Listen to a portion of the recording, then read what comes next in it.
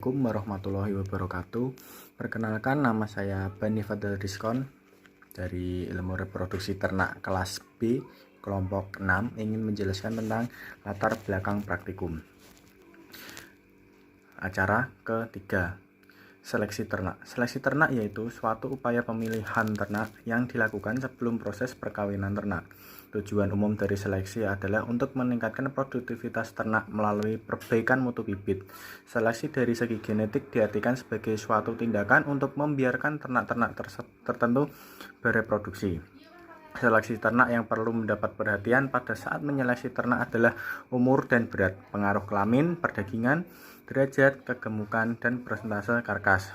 Sinkronisasi birahi tersendiri adalah pengendalian siklus birahi sehingga periode birahi pada banyak hewan betina menjadi serentak yang berfungsi untuk menimbulkan birahi, diikuti ovulasi fertil pada sekelompok atau individu ternak dengan tujuan utama untuk menghasilkan konsepsi atau kebuntingan dalam waktu yang bersamaan. Metode yang digunakan adalah pemberian sediaan progesteron untuk meniru kerja korpus luteum dengan spons yang telah diberi hormon progesteron, lalu dimasukkan ke dalam sistem reproduksi ternak betina.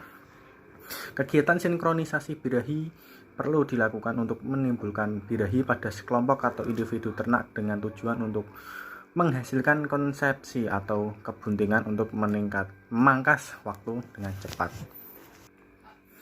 Sedangkan tujuan dari praktikum acara 3 ya seleksi ternak dan sinkronisasi birahi yaitu untuk dapat mengetahui cara melakukan seleksi ternak untuk memilih indukan unggul, untuk dapat mengetahui tahap sinkronisasi birahi, dan untuk mengetahui kondisi birahi pada ternak setelah disinkronisasi birahi. Yang setelah tujuan yaitu manfaat praktikum. Manfaat dari praktikum acara 3 seleksi ternak dan sinkronisasi birahi yaitu untuk dapat mengetahui cara melakukan seleksi ternak untuk memilih indukan yang unggul, untuk dapat mengetahui tahap sinkronisasi birahi, dan untuk mengetahui kondisi birahi pada ternak setelah disinkronisasi birahi. Kenalkan, nama saya Sultan Al-Falaruni dari kelompok 6 IRTB, ingin menjelaskan tentang materi dan metode pada praktikum acara 3, yaitu praktikum seleksi ternak dan sinkronisasi birahi. Materi yang digunakan itu berupa alat dan bahan. Alat yang digunakan dalam seleksi ternak itu meliputi objek atau ternak itu sendiri.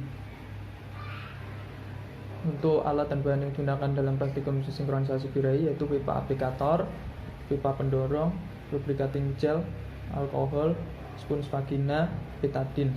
Pipa aplikator digunakan untuk sebagai media untuk penyaluran spons vagina ke dalam vulva. Pipa pendorong digunakan untuk mendorong spons vagina ke dalam vulva tersebut.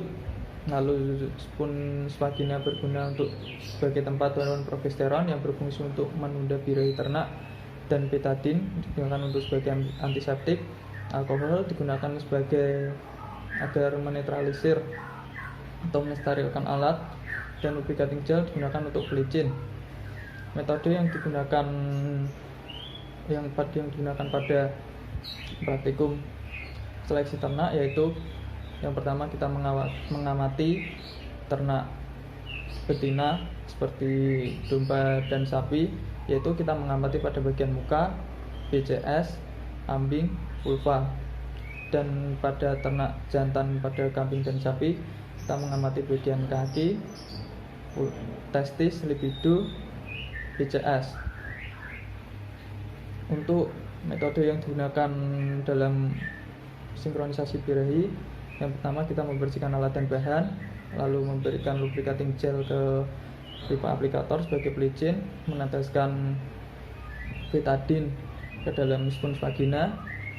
Lalu untuk spons vagina pembuatannya dengan cara kita membuat spons vagina itu memotong dengan tebal kurang lebih 5 cm, lalu memberikan tali dengan panjang kurang lebih 20-25.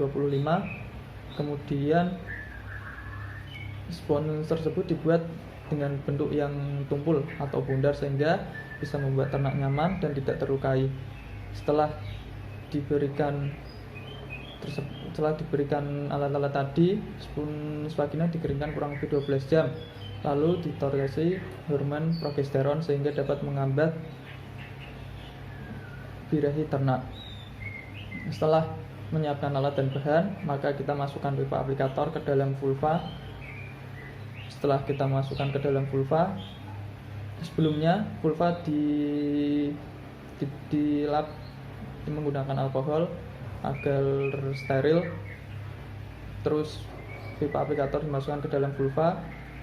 Pada saat pipa aplikator dimasukkan ke dalam vulva, dorong spons yang telah dimasukkan ke dalam pipa aplikator tersebut menggerakkan pipa pendorong sehingga spons dapat masuk ke dalam vulva tersebut. Lalu tarik pipa aplikator dan tinggalkan spons di dalam kambing tersebut selama kurang lebih 14 hari. Setelah 14 hari, kita menarik spons tersebut dengan cara pertama kita membersihkan vulva kembali tersebut menggunakan alkohol agar tetap steril. Lalu menarik spons tersebut dengan cara kita mengaitkan tali yang tadi yang terdapat di spons vagina, menarikkan pada tengah. Lalu usahakan kita menarik di bagian tengah-tengah vulva sehingga tidak terjadi gesekan di atas ataupun di bawah vulva pada ternak tersebut. Sekian, terima kasih. Assalamualaikum warahmatullahi wabarakatuh. Perkenalkan, nama saya Fuad Khairul Naim dari kelompok 6 dari kelas ilmu reproduksi ternak B. Pada kesempatan kali ini, saya akan menjelaskan mengenai seleksi ternak ruminansia kambing jantan. Seleksi ternak ruminansia merupakan teknik pemulihan ternak yang berperan penting dalam upaya meningkatkan mutu genetik ternak. Oleh karena itu, penting untuk melakukan seleksi ternak ini agar mendapatkan bibit dan juga ternak yang maksimal dalam suatu peternakan. Yang akan kami bahas mengenai kambing jantan. Dapat dilihat pada gambar. Kambing hasil seleksi pada gambar tersebut memiliki ciri-ciri postur tubuh yang tinggi dan seimbang, serta lingkar dada yang tebal, badan yang cukup panjang, pinggul yang cukup tinggi dan juga besar. Selain itu, kambing tersebut juga memiliki bentuk kepala yang cembung, telinga yang panjang dengan karakteristik lemas dan berbentuk terpilin. Pada kambing tersebut juga memiliki ukuran testis yang sama besar serta sejajar. Berdasarkan ciri-ciri tersebut, kambing tersebut memiliki kriteria kambing pejantan yang unggul. Hal ini dapat dilihat melalui beberapa ciri kambing pejantan yang unggul.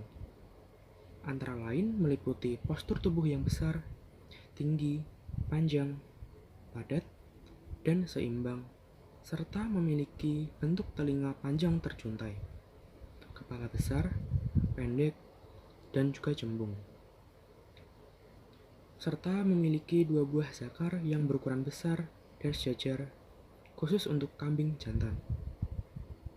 Dengan ciri-ciri tersebut, kambing ini dapat dikategorikan dalam kambing jantan yang unggul. Berikutnya dapat dilihat pada gambar kedua, yaitu kambing hasil seleksi nomor 2.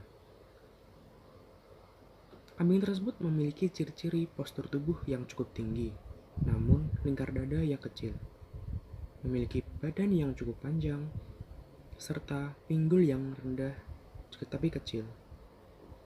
Berdasarkan parameter, kita dapat mengkategorikan ciri-ciri dari kambing tersebut tidak memenuhi ciri-ciri dari kambing pejantan yang unggul.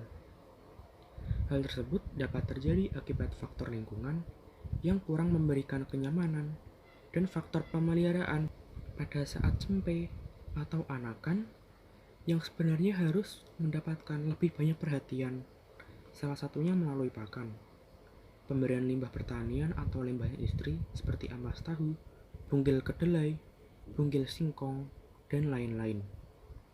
Hal tersebut bertujuan untuk menunjang dalam proses penggemukan suatu ternak.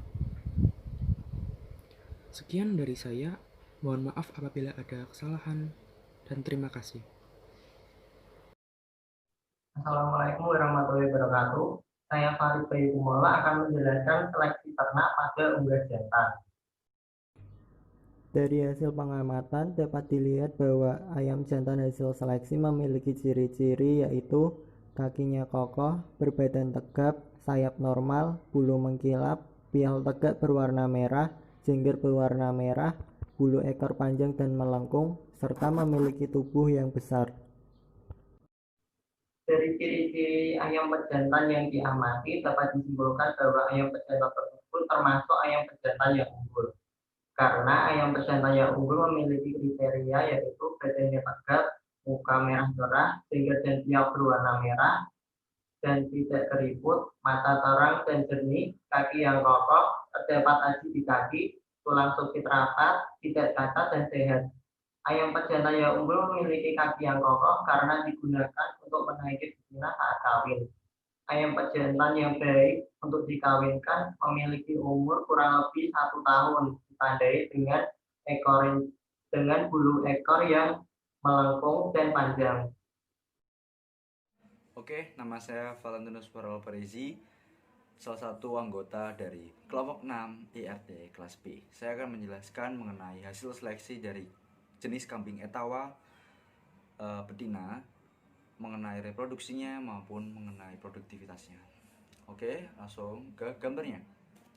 Ya, berdasarkan dari karakteristik morfologi kambing betina peranakan Etawa yang telah diamati dari jurnal yang telah saya cari, bahwa kambing tersebut itu memiliki indukan yang baik, jenis indukan yang cukup baik, mulai dilihat dari ukuran tubuhnya yang tidak terlalu besar maupun tidak terlalu kurus.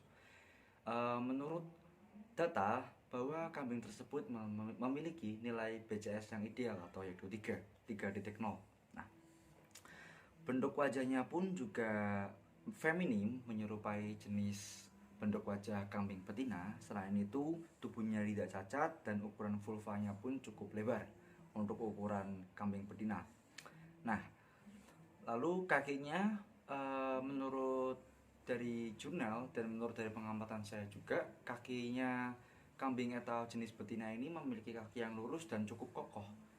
Dan kaki tersebut sangat simetris juga antara kanan dengan kirinya. Lalu untuk ambing pada kambing atau betina ini memiliki bentuk yang sama dan simetris juga. Nah, tetapi saat kita lebih melihat ke ambingnya, ternyata ukuran ambing dari kambing ini tidak terlalu besar atau istilahnya agak kecil. Nah, ini akan sangat mempengaruhi produktivitasnya nanti. Nah, karena apa?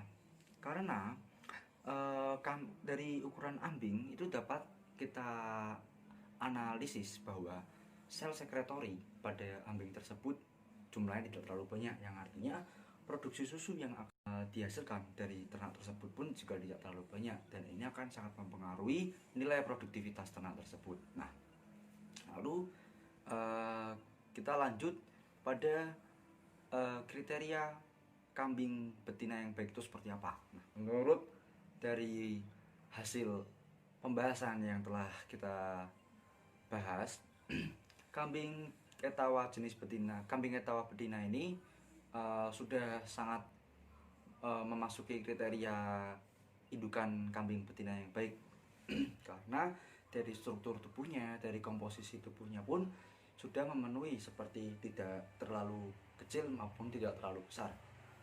Minimal memiliki nilai BCS 3. Karena kenapa? Karena sebagai indukan yang baik, seekor kambing harus memiliki BCS minimal 3. Karena kalau di bawah 3 itu akan sangat mempengaruhi kondisi tubuhnya ketika keadaan mengandung. Nah, karena hal tersebut, jika terjadi nilai BCS di bawah 3, maka persentase abortus akan semakin tinggi. Karena apa? Karena nutrisi yang harus dibagikan dari induk ke anaknya itu sangat mempengaruhi kondisi kesehatan induk jika nilai BCS induk di bawah 3, yang artinya kondisi induk kurus. Nah, oleh karena itu, untuk mendapatkan kondisi yang optimal ketika melahirkan dan mengurangi persentase abortus, seorang indukan harus memiliki postur tubuh atau struktur tubuh yang besar atau memiliki nutrisi yang cukup untuk dibagi dengan janinnya nanti atau fetusnya nanti. Lalu di kemungkinan setelah yang tadi kita analisis mengenai ambing, Kemungkinan adanya ambing yang kecil itu dikarenakan genetik oleh induknya yang sebelumnya. Jadi ada kemungkinan ambing itu kecil oleh karena genetik. Lalu berat badan yang dimiliki oleh ternak kambing etawa betina ini cukup juga, tidak terlalu berat dan tidak terlalu ringan, ya kurang lebih 20 kg itu adalah rata-rata berat badan yang ideal untuk seekor ternak indukan betina yang baik. Nah, untuk ukuran vulva sudah cukup lebar dan bentuk wajahnya sudah cukup feminim, itu sangat memenuhi kriteria dari indukan yang baik. Oke, sekian hasil dari seleksi ternak kambing etawa betina menurut saya. Terima kasih. Ya, Assalamualaikum warahmatullahi wabarakatuh.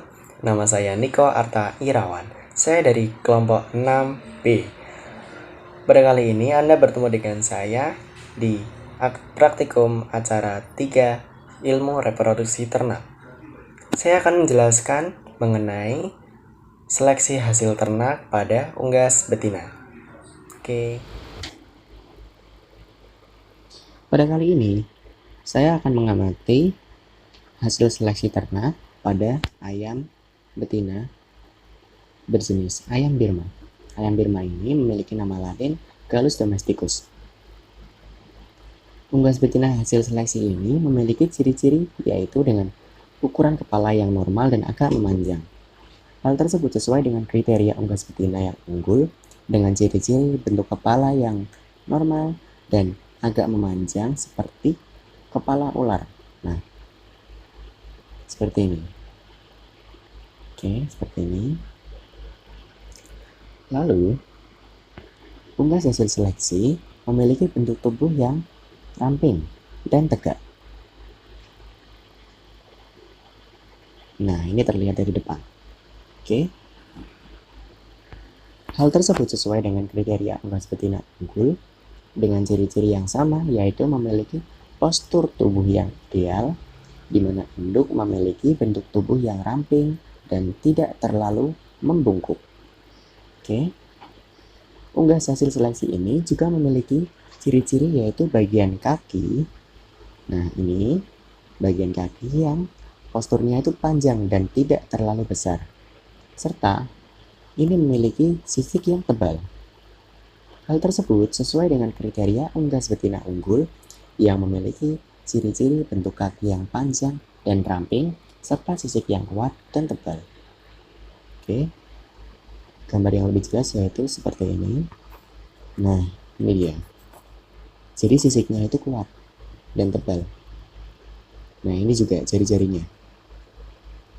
Jari-jarinya itu panjang, tetapi tidak terlalu gemuk. Oke, sekian presentasi dari saya. Kurang lebihnya mohon maaf. Wassalamualaikum warahmatullahi wabarakatuh. Perkenalkan, nama saya Risma Yudi Andini dari kelompok 6 kelas IRTB. Di sini saya akan menjelaskan tentang sinkronisasi birahi. Jadi apa sih yang dimaksud dengan sinkronisasi birahi? Sinkronisasi birahi merupakan upaya peternak dalam memunculkan birahi secara bersamaan pada sekelompok ternak betina. Sinkronisasi birahi ini dibagi menjadi dua, yaitu mempercepat dan menghambat terjadinya birahi secara alami. Mempercepat birahi biasanya disebut dengan gertak birahi, yaitu dengan cara menghilangkan korpus luteum atau kelenjar penghasil hormon progesteron dengan tujuan mempercepat dihasilkannya hormon FSH.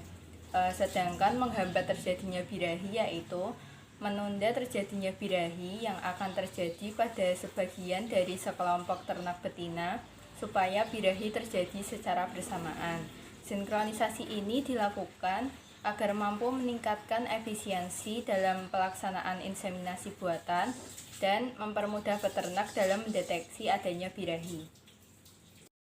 Nama saya Sultan Afal Haruni dari kelompok 6 RTB ingin menjelaskan tentang persiapan alat pada sinkronisasi birahi. Alat yang digunakan pada sinkronisasi birahi yaitu meliputi pipa aplikator. Pipa aplikator digunakan sebagai media untuk menyalurkan respons vagina dalam vulva ternak betina tersebut. juga sebagai objek praktikum. Lalu ada pipa pendorong yang digunakan sebagai pendorong spons vagina untuk bisa masuk ke dalam vulva tersebut.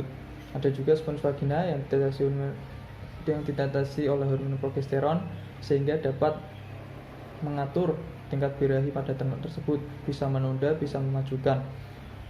Lalu ada betadin digunakan untuk antiseptik.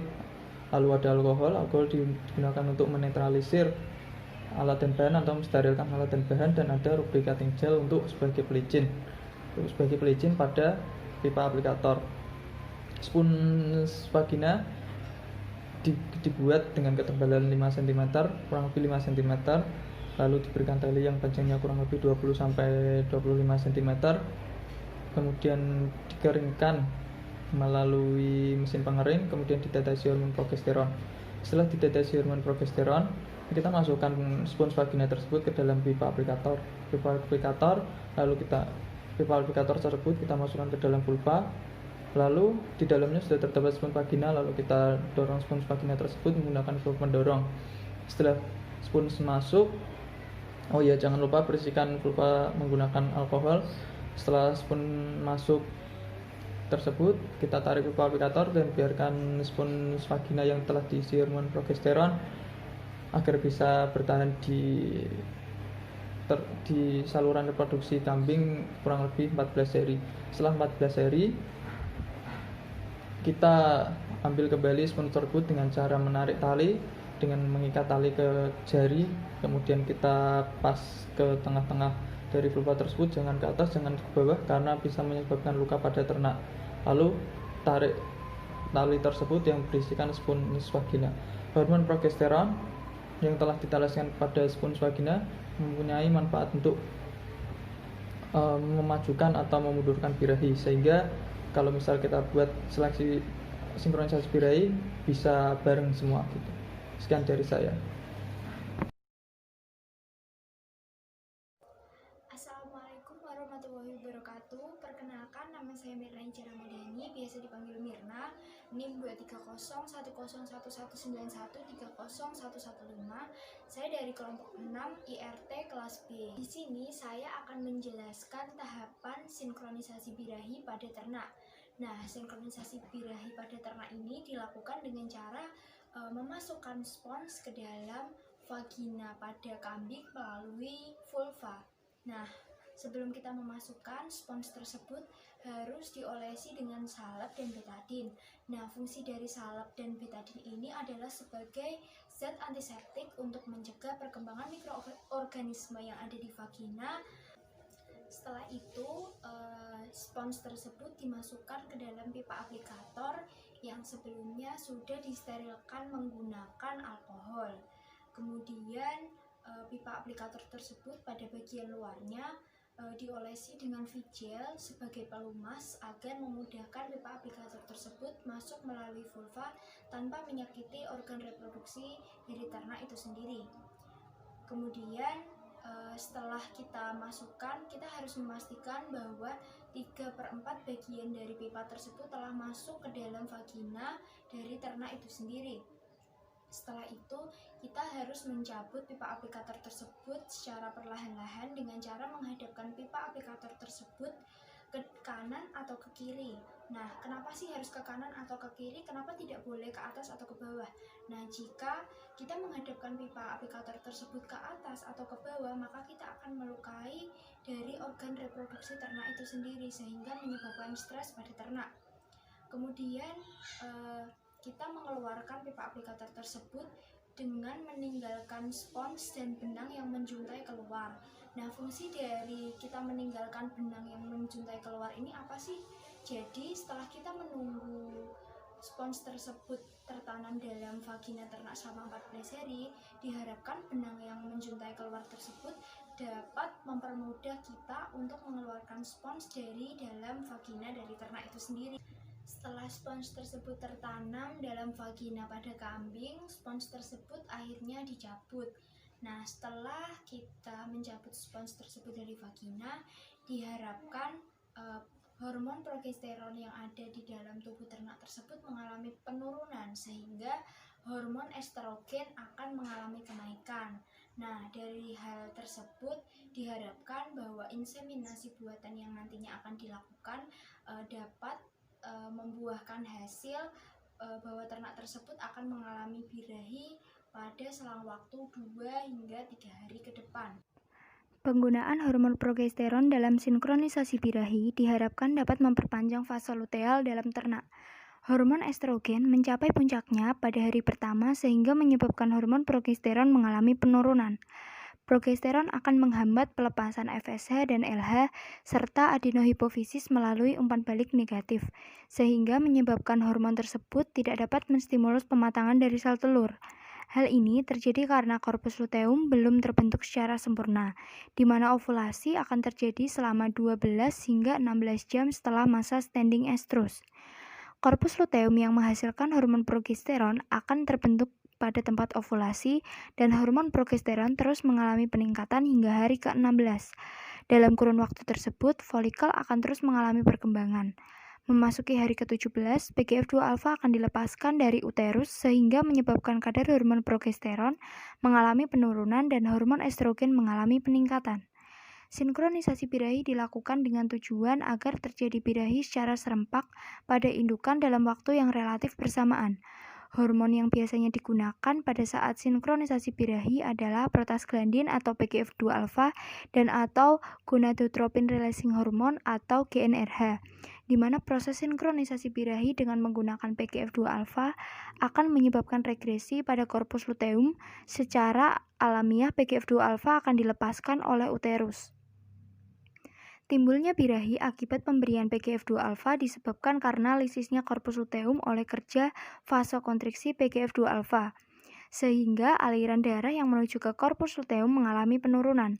Akibatnya kadar hormon progesteron yang dihasilkan melalui penurunan. Hal ini akan merangsang hipofisa anterior melepaskan FSH dan LH sehingga terjadi pertumbuhan dan pematangan pada folikel-folikel tersebut, sehingga dapat merangsang produksi estrogen yang mampu memanifestasikan gejala birahi. Nah, kenapa sih kita lebih disarankan menggunakan hormon progesteron dibanding hormon PGF2-alfa? Jadi jawabannya adalah ada di kandungan PGF2-alfa itu sendiri.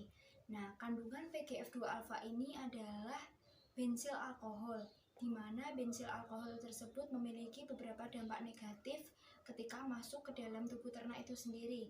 Yang pertama adalah dapat meningkatkan frekuensi napas dari ternak itu sendiri, kemudian memicu adanya peradangan dan kerusakan pada uterus, dan yang lebih parah adalah ketika ternak tersebut mengalami bunting, dapat dimungkinkan keguguran pada fetus akan lebih mudah terjadi ketika kita menggunakan PGF2-alfa.